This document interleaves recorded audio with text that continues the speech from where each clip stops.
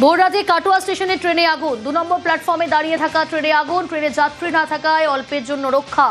দ্রুত ঘটনাস্থলে পৌঁছে যাত্রীদের সরিয়ে দেয় জিআরপি আরপিএফ।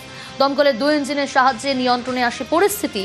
কিভাবে আগুন খতিয়ে দেখছে রেল, ঘটনাস্থলে রেলের তদন্তকারী দল। ভোররাতে কাটোয়া স্টেশনে ট্রেনে আগুন, 2 নম্বর প্ল্যাটফর্মে দাঁড়িয়ে থাকা ট্রেনে আগুন, ট্রেনে যাত্রী না থাকায় অল্পে রক্ষা। দ্রুত ঘটনাস্থলে পৌঁছে যাত্রীদের সরিয়ে দেয় জিআরপি আরপিএফ। দমকলের 2 ইঞ্জিনের সাহায্যে নিয়ন্ত্রণে আসে পরিস্থিতি। কিন্তু কিভাবে আগুন তা খতিয়ে দেখছে রেল, ঘটনাস্থলে রেলের তদন্তকারী দল।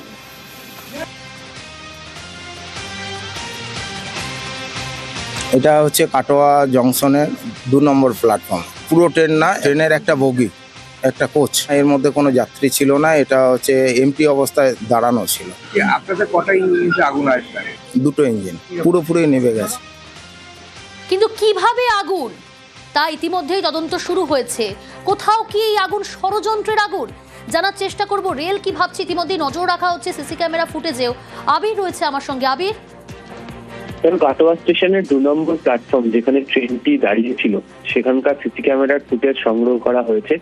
এছাড়া স্টেশনের বিভিন্ন জায়গা, স্টেশন সন্নিহিত বিভিন্ন জায়গা সিসি ক্যামেরা ফুটেজও হাওড়ার যিনি এডিআরএম, যিনি গোটা ঘটনার তদন্তের দায়িত্বে রয়েছেন, তার নেতৃত্বে যে দল রয়েছে তারা সংগ্রহ করেছে। তারা মনে করছেন এই আগুনটি শর্ট সার্কিটের ফলে নয়। সিসি ক্যামেরাতে তারা কিছু সন্দেহজনক গতিবিধি লক্ষ্য করেছেন। তবে কি কারণে প্রকৃত আগুন, তার জন্য তারা ফরেন্সিক রিপোর্টের জন্য অপেক্ষা করতেও চান।